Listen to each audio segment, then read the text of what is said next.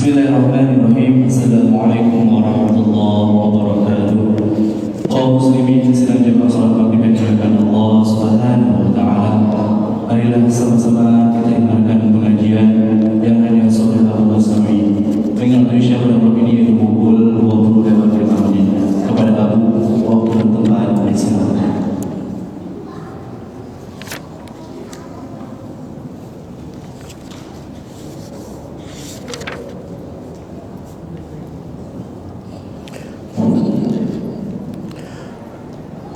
Assalamualaikum warahmatullahi wabarakatuh. Alhamdulillahi rabbil alamin. Wal aqibatu lil muttaqin wala udwana illa 'alal zalimin. Allahumma shalli wa sallim ala sayyidina Muhammadin sayyidil anbiya'i wal mursalin wa ala alihi wa ashabihi ajma'in, amma ba'd. Segenap puji beserta syukur kita persembahkan kehadirat Allah Subhanahu wa taala. Selawat dan salam kepada junjungan kita Nabi besar Muhammad sallallahu alaihi wasallam, pada keluarga dan sahabatnya sekalian. Bapak dan ibu-ibu sidang hadirin jamaah maghrib yang dimuliakan Allah Subhanahu wa taala. Baiklah, pada malam ini sembari kita menunggu waktu salat Isya, kita lanjutkan pengajian berkaitan dengan hukum faraid ini. Setelah pada malam yang lalu kami sampaikan bahawa secara keseluruhan di dalam hukum Islam, di dalam syariat kita, pengalihan itu hanya dengan 4 cara saja, iaitu dengan jalan mengambil kadar yang telah ditetapkan oleh Allah dan oleh Rasul. Yang kedua, dengan kadar mengambil sisa daripada peninggalan oleh orang yang mendapatkan sebagai asib atau mendapat asabah. Yang ketiga, dengan jalan erat pengembalian sisa kepada zawil furud. Dan yang keempat, dengan jalan zawil arham. Tidak ada cara yang kelima. Namun di dalam kehidupan sehari-hari masyarakat kita, sering dan banyak sekali kita menyelesaikan pengalihan milik dan pembagian warisan itu secara adat, iaitu dengan jalan musyawarah mufakat ahli waris atau musyawarah mufakat keluarga. Kita wajib dulu menetapkan satu, apakah musyawarah ahli waris atau musyawarah keluarga. Berbeda. Musyawarah keluarga belum tentu dalam keluarga itu ada ahli waris atau terlibat seluruh ahli waris.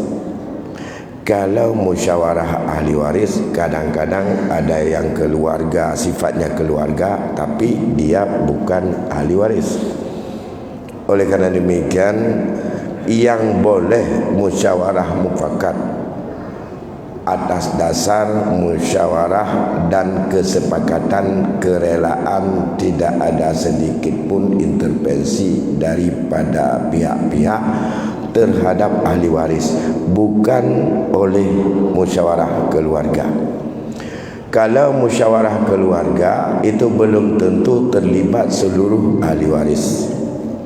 Tapi kalau musyawarah seluruh ahli waris, walaupun tidak terlibat daripada seluruh keluarga, kalau disebutkan sah dan boleh penyelesaian warisan dengan jalan musyawarah ahli waris, keridaan ahli waris, otomatis seluruh anggota ahli waris, anggota daripada musyawarah mengetahui bahawa seseorang yang meninggal itu siapa ahli warisnya.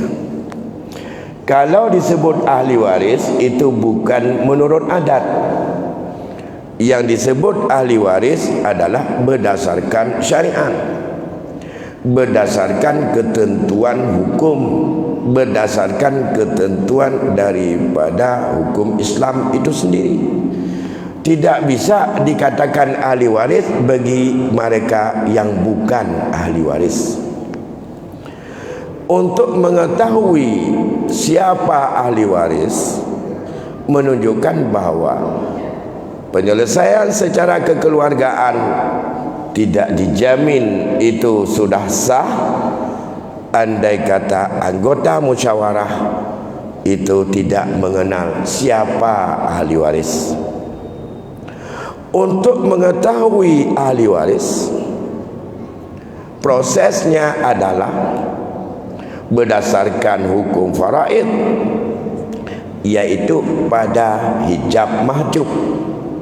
Siapa menghalang siapa? Yang tidak terhalang secara permanen atau hirman, itulah ahli waris. Orang yang terhalang, ia itu dalam kondisi tertentu bukan ahli waris. Kalau itu harus diketahui, maka tidak akan bisa dengan jalan apapun penyelesaian dan pembahagian warisan bila tidak diketahui minimal sampai mampu untuk menyeleksi siapa yang tidak terhijab dari ahli waris itu semuanya. Siapa yang tidak terhalang, semua yang tidak terhalang harus terlibat. Kalau demikian, langkah yang pertama yang wajib diketahui oleh semua orang yang ingin menyelesaikan faraid, yang pertama, kumpulkan seluruh yang ada hubungan ahli famili dengan si mayit. Bukan hanya anak dengan ibu atau isteri si mayit saja. Kumpul seluruhnya. Setelah kita kumpulkan semuanya, A, B, C. Kalau misalnya ada anak perempuan, ada nenek, ada abang kandung, ada anak daripada abang kandung, ada abang sebapa, ada saudara seibu, ada paman, ada anak paman. Kumpul dulu, tulis semuanya.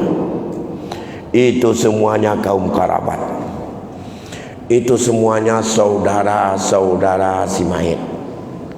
Setelah kumpul, langkah kedua, siapa di antara mereka yang terhijab?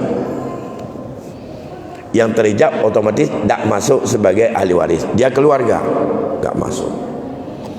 Setelah mengetahui siapa yang terhijab, barulah nampak siapa yang menjadi ahli waris. Ini ahli waris, ini ahli waris, ini ahli waris, ini mendapat bagian tentu, ini sebagai asabah, ini sebagai bulan, ini sebagai pulit. Udah tahu cuma. Setelah itu, apakah mau bagi seperti perintah Allah atau mau bagi secara musyawarah mufakat? Setelah itu, dengan siapa musyawarah? Itulah dengan ahli waris yang setelah dilihat hijab mahjubnya yang tidak terhalang, itulah ahli waris. Semua wajib terlibat dan harus menyatakan ridha atau sepakat dengan itu. Kalau prosesnya bukan seperti itu, maka kembalilah kepada apa yang pernah kita sampaikan pada beberapa bulan yang lalu. Haram hukumnya seseorang yang tidak tahu hijab mahjub dalam hukum faraid untuk menyelesaikan hukum faraid itu pembagian pusaka. Haram hukumnya. Akan mudah terjebak dan terseret kepada sesuatu yang tidak dibenarkan. Masalah mau bagi sama rata atau mau bagi seperti ketentuan, ada bagian-bagian tertentu, itu sangat ketergantungan kepada ahli waris. Kalau ahli waris merasa bahawa saya tidak perlu mengambil jatah yang banyak, tapi saya sama aja dengan kakak saya yang perempuan, saya relakan yang hak saya yang lebih banyak itu untuk sama dengan kakak saya yang sedikit, bagi teman tak je, tapi begitu puilai gatnya ahli waris bukan. Maka dalam hal ini ada yang sesuatu yang sangat kental dalam pikiran masyarakat kita. Setiap laki-laki yang ada dekat hubungan semain itu adalah sebagai wali. Ditanyakan, hak wali mana? Maka ada perempuan yang mengambil seluruh harta, bukan laki-laki. Ia bukan wali. Hal ini kejadian pada satu ketika, hadis Rasulullah sallallahu alaihi wasallam, yang hadis itu diriwayatkan oleh Imam Ahmad, di mana seorang sahabat Rasulullah, Huzail bin Suraijil, ia pernah bercerita ada seseorang yang datang dan bertanya satu kasus kepada Abi Musa. Ia bertanya, wahai Abi Musa, bagaimana kita selesaikan persoalan pada sebuah kasus ada orang meninggal yang ada ahli warisnya, seorang anak perempuan, seorang cucu perempuan dari anak laki-laki, dan seorang saudari kandungnya. Abu Musa berjawab, berikanlah kepada anak perempuan setengah, dan sisanya berikan kepada saudari kandung. Sisanya tidak disebut bagian. Berikan kepada anak perempuan setengah seperti perintah ayat, dan sisanya berikan kepada saudari kandung. Sedang-sedang duduk mereka belum berpisah dalam majlis itu, datang Ibnu Mas'ud. Lantas laki-laki yang bertanya kepada Abi Musa ingin untuk menguatkan dan mengajak Ibnu Mas'ud seperti keputusan itu untuk dilakukan. Wahai Ibnu Mas'ud, saya punya kasus keluarga kami, seorang meninggal dunia itu, satu anak perempuan, satu cucu perempuan, dan satu saudari kandung. Menurut Abi Musa, disuruh berikan kepada anak perempuan setengah dan sisanya kepada saudari kandung. Faqala Ibnu Mas'ud, berkatalah Ibnu Mas'ud saat itu, kamu sudah berada di dalam perbuatan yang menyesatkan. Laqad dalalta idzan wa ma ana minal muhtadin. Itu kata Ibnu Mas'ud, kamu sudah tersesat ketika itu, dan saya jangan dilibatkan untuk menjadi hal demikian, dan aku adalah termasuk orang yang mendapat petunjuk. Kemudian Ibnu Mas'ud mengatakan, aqdi fiha bima qada an-nabiy sallallahu alaihi wasallam. Laksanakanlah, bagikanlah kasus itu seperti apa yang telah pernah dibagi oleh Rasulullah sallallahu alaihi wasallam. Lil binti nisbu wali ibnil ibni as-sudusu fama baqiya li ukhti. Berikan kepada anak perempuan setengah dan berikan seperenam untuk anak perempuan dari anak laki-laki atau cucu perempuan dari anak laki-laki, agar jadah anak perempuan itu melengkapi sebanyak-banyaknya, yaitu 2/3. Wa ma baqiya lil ukh, kalau yang sisa berikan itu kepada saudari kandung.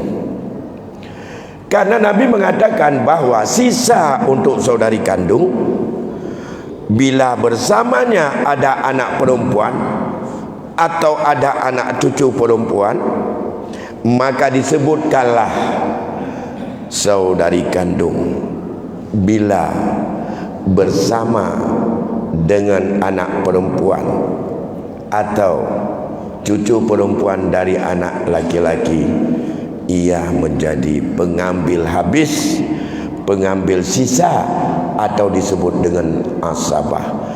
Kalau dia sebagai asabah, urutan laki-laki selanjutnya dari asabah binafsih menjadi terhalang dan tidak ada hak mendapat warisan.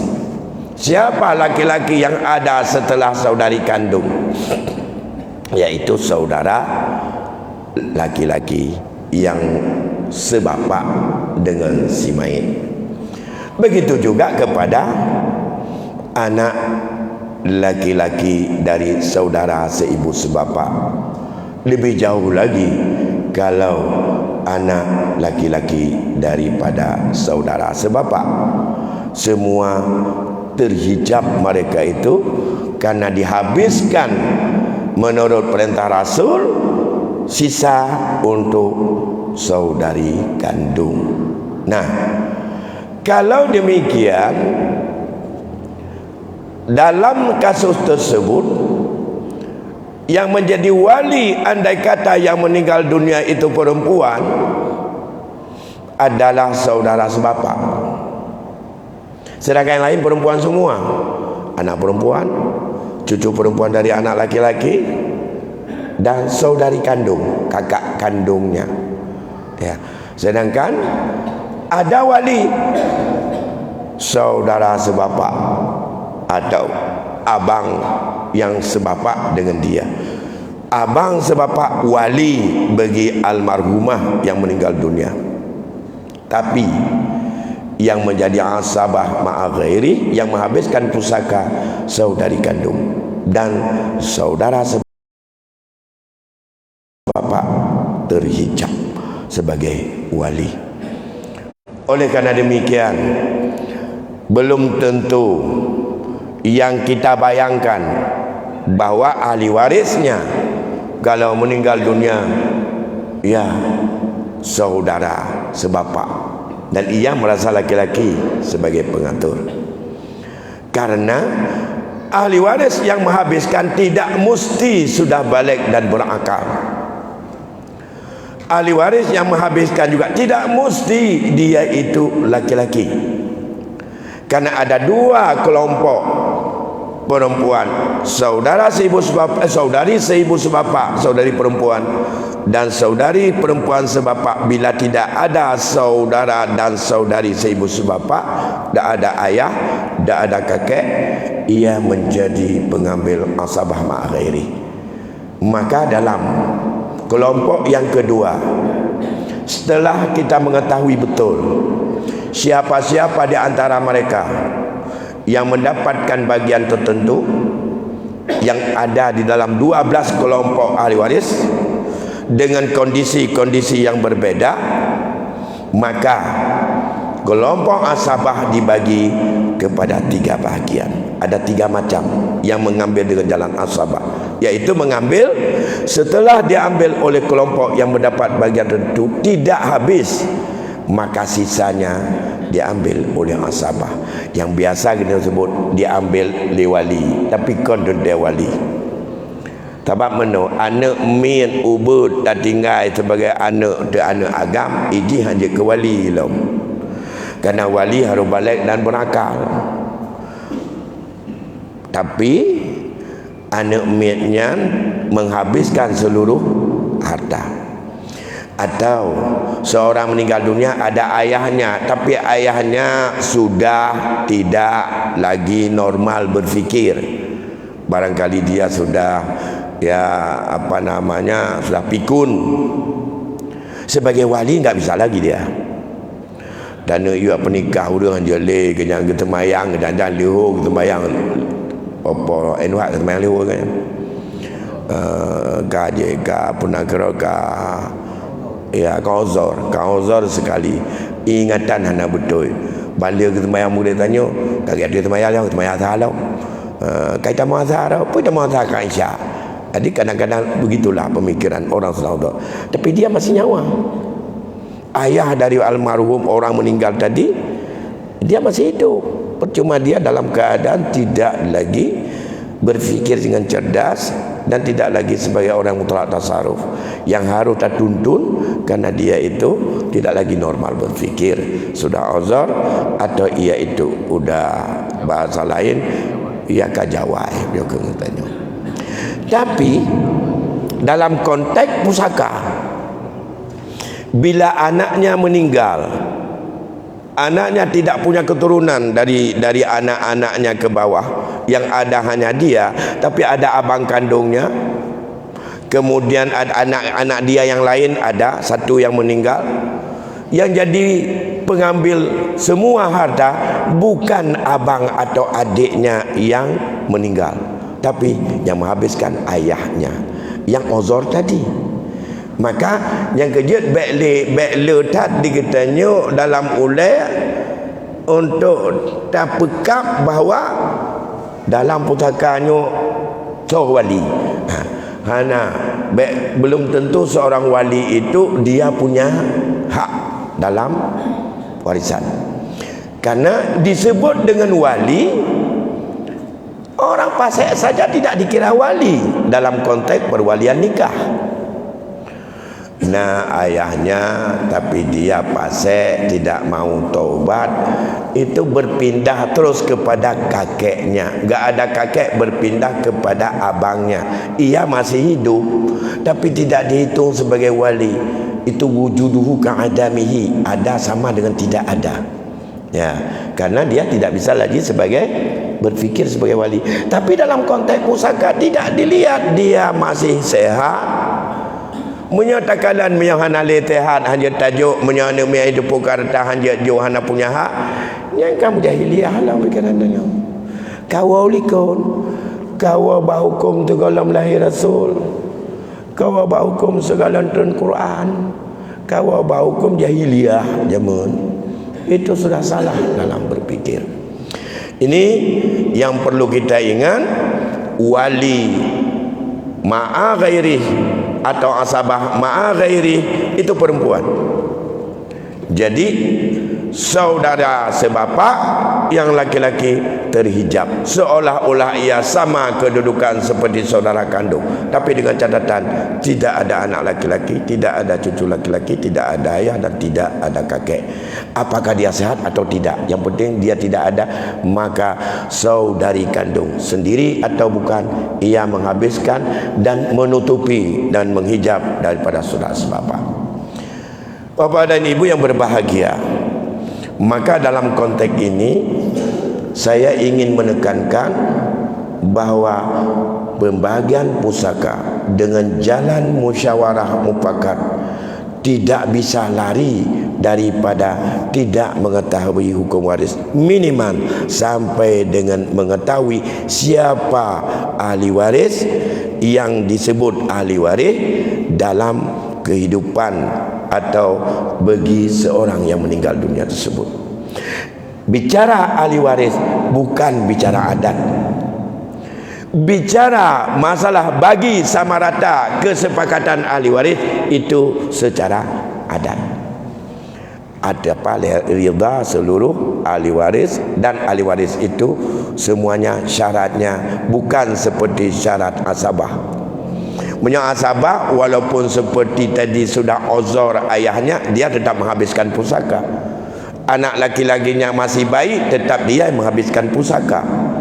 Tapi kalau masalah ahli waris yang boleh untuk musyawarah mufakat bagi sama rata, harus mutlak tasarruf, harus sehat pikiran, harus sehat akal, harus cerdas, tidak boleh uzur, tidak boleh kecil, tidak boleh sudah tidak lagi bisa berfikir normal, tidak boleh juga dia itu gila, baru boleh. Tapi menyaudun cok asabah, ada mengurung punga je cok asabah. Ayah hai kapunga meninggal ni, abang ini yang sehat, nyanta apa harta yang mengambil asabah ayahnya. Dia mah kepu keganyan harta, orang punga medang berjebu. Orang punga penyakit punganya masih wajib berobat. Gila itu adalah sebuah gangguan jiwa. Maka gila itu penyakit. Penyakit itu wajib berobat. Kalau ada kemampuan berobat, berobat terus. Ya. Siapapun yang sakit wajib mubat. Bukan wajib boleh, wajib mubat. Masalah sembuh dengan tidak, itu hak Allah kepada dia. Ada di kitanya pun mubatnya kon karena temakut bak mati kan. Wajib mubat karena kita ingin berusaha menjadi orang yang sehat agar kita bisa beribadah kepada Allah. Jadi mereka butuh biaya besar kalau sudah enggak sehat. Maka harta dia siapa yang kelola? Inilah yang disebut penting wali. Siapa wali harta dia? Siapa menjadi wali untuk mengelolanya? Pertama dilihat dulu siapa yang bertanggung jawab nafkah. Andai kata dia itu sudah miskin, tidak ada apa-apa lagi. Kalau demikian mereka pula sebagai pengelola. Pengelola bukan harta sendiri, itu namanya amanah. Yang amanah itu wajib dijalankan sesuai menurut ketentuan daripada mengelola sebuah amanah milik orang lain.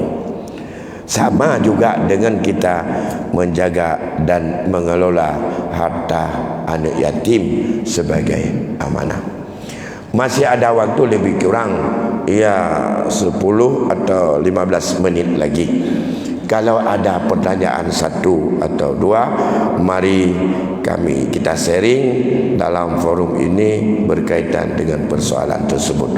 Kalau tidak ada, kami lanjutkan sedikit lagi. Baik, para jemaah semua, mungkin ada yang bertanya. Sedikit aku, mungkin ada kasus yang seperti yang aku sampaikan tadi. Hasil musyawarah keluarga maupun di dalam keluarga tersebut ada walinya, mungkin setuju dengan pembagian bersama, maksudnya sama rata. Ada 2 orang anaknya, ada 4 orang anaknya, 2 perempuan, 2 laki. Karena hasil musyawarah setuju. Kemudian ada satu lagi kasus yang pertama, sebelum meninggal orang tuanya ada wasiat, itu harta kamu bagi sama dengan adik-adikmu, dengan bapakmu. Misalnya ada 4 orang, 2 laki-laki, 2 perempuan, setuju. Kemudian yang pertama itu sudah setuju. Kemudian ada kasus satu lagi yang sesudah wasiat tersebut orang tuanya meninggal, ada satu anak laki-laki yang tidak setuju. Apakah bisa kita melanggar wasiat orang tua kita? Makasih ya Bu. Assalamualaikum warahmatullahi wabarakatuh. Waalaikumsalam. Ini ada wasiat daripada orang tuanya sebelum meninggal, nyo harta kamu jujut aju sama harta antara kah ngado-ado aku. Itu wasiat. Apakah wasiat itu sah atau tidak? Ini pun menyosah, menyosah di mereka tu berdosa ba Allah kalau tidak ditunaikan. Bi hukum bengeh orang mati ke kedanya menyo Allah yo bengeh. Menyo Allah hana yo bengeh panena bengeh ke di arwah kepada kedanya. Karena bengeh hana bengeh God hana God mandum ba Allah. Tekedi gelanggar wasiatnya. Bukankah kita sudah melanggar wasiat orang mati? Kan berdosa. Wasiat yang sah berdosa. Wasiat yang batal tidak berdosa. Wasiat tersebut tadi batal atau sah? Tidak sah wasiat itu. Kalau kata para ulama, bila wasiat itu kepada ahli waris, anak-anaknya kawin sama rata, itu kepada ahli waris, anak-anaknya ahli waris semuanya. Nah, maka wasiat itu tidak sah karena bertentangan dengan larangan Rasul. Tapi seperti apa yang disampaikan oleh orang tuanya, setelah orang tuanya meninggal yang berwasiat, oleh meninggal ke? Saat itu mereka setuju atau tidak? Kalau sepakat mereka semuanya seperti, bukan yang anak-anaknya saja yang menyepakati boleh seperti itu, semua ahli waris. Misalnya, saat dia berwasiat ada anak 4, 2 laki 2 perempuan, ada isteri. Si ragang wasiat, tapi ganyan nama ke? Tapi diganya mentau nek ke ataupun nama atau nek, atau ada ayahnya ataukah kakek.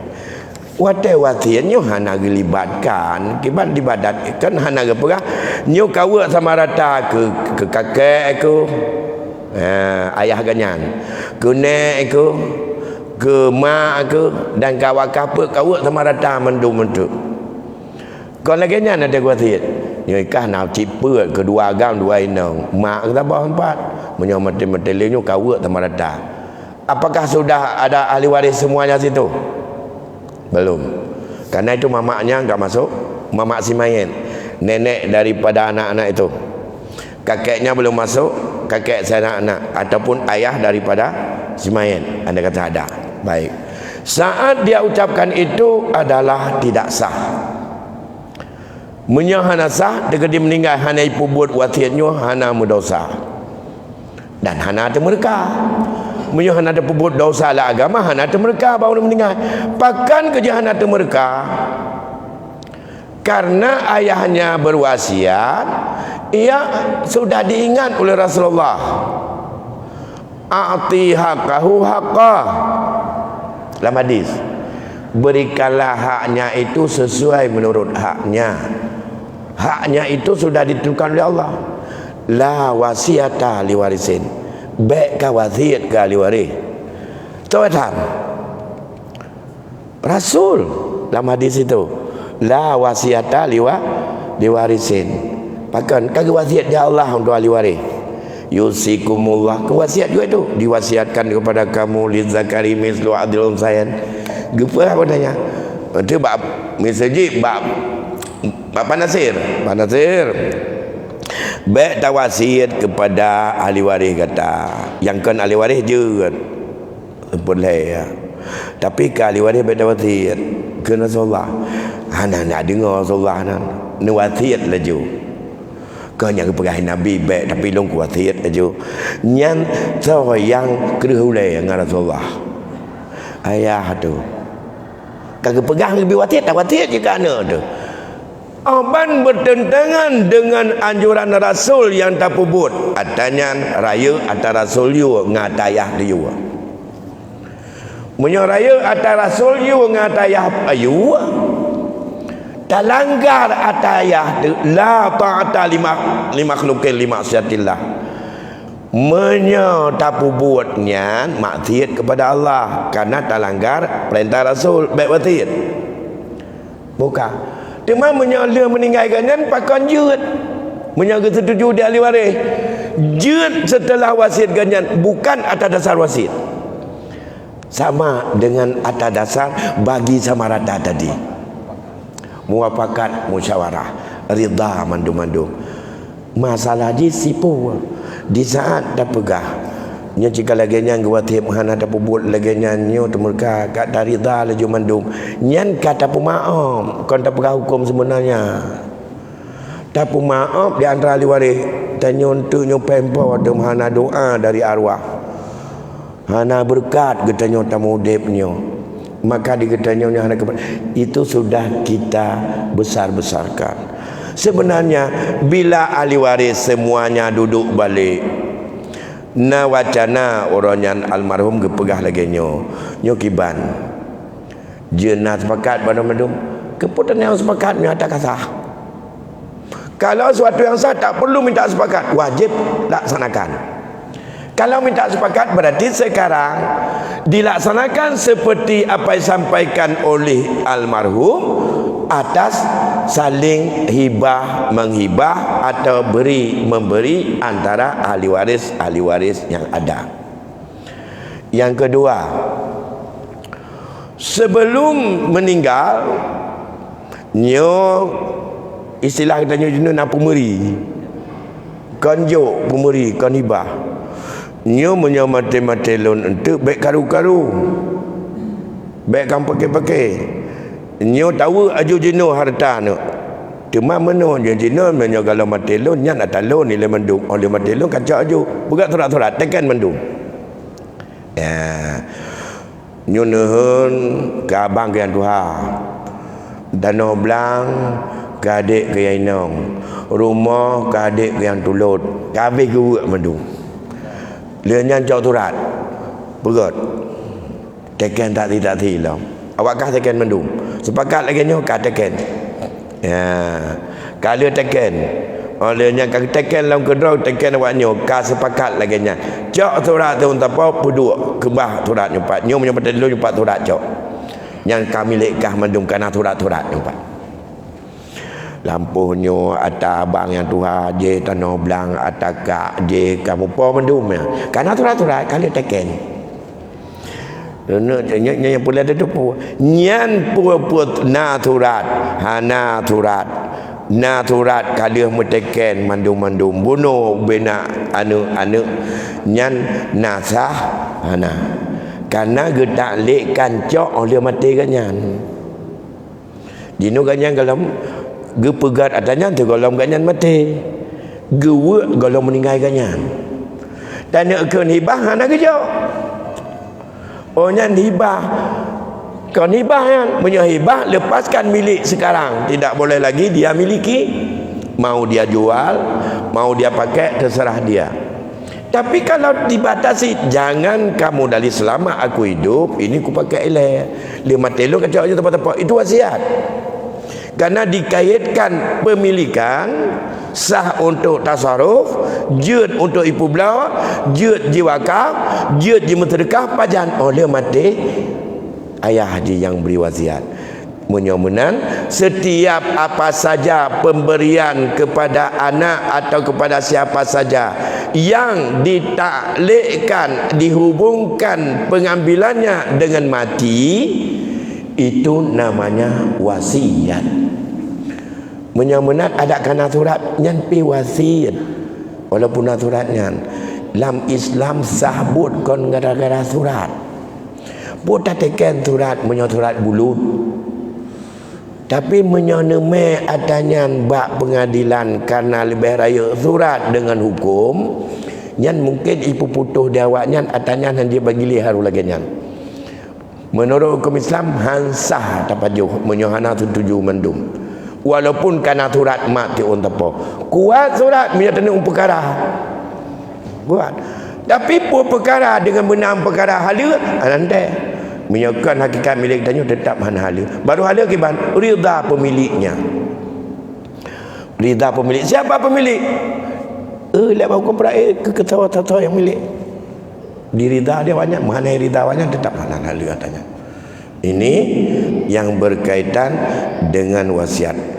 Tapi menyawaknya diridha setelah, tapi tidak awaknya mentang harus seluruh ahli waris. Maka ini bukan untuk mengetahui ahli waris itu enggak cukup dengan isteri, bapa, anak saja. Cik lah ahli waris. Bapa peraih sosok ahli waris. Dekedi meninggalkannya. Nyan urunyan mandum oleh meninggal sah. Pakan menyoleh meninggal ganyan jut. Karena begitu meninggal daripada almarhum, semua harta itu berpindah milik kepada ahli waris. Ubud atau raya. Ridha mereka setelah meninggal ganyan, geridha bak milik. Teken bunuh hana milik yang urun teken anak-anak dalam na milik karena saat ia tanda tangan milik ayahnya. Ia menyetujui milik orang lain tidak dianggap sah oleh hukum. Saban ngan tayak setujui lampuh orang lain lon yang tertuju. Nah lampuh panakan panasin na lampuh ke setar lampuh rian. Nyan kata tuju lon pada menyonetim wakaf mantabah lampuh riannya. Urusan tertuju lon tanah ganyan lampuh rian ganyan. Menanci kita nyongan anak berkaitan dengan tertuju anak wate gena jo hibah kepada siapapun atau gena mutadekah selama udip dro. Ana mentaya pula ke untuk laki persetujuan anak. Dia tidak punya milik dah. Ya. Seperti aku sampaikan tadi, mungkin si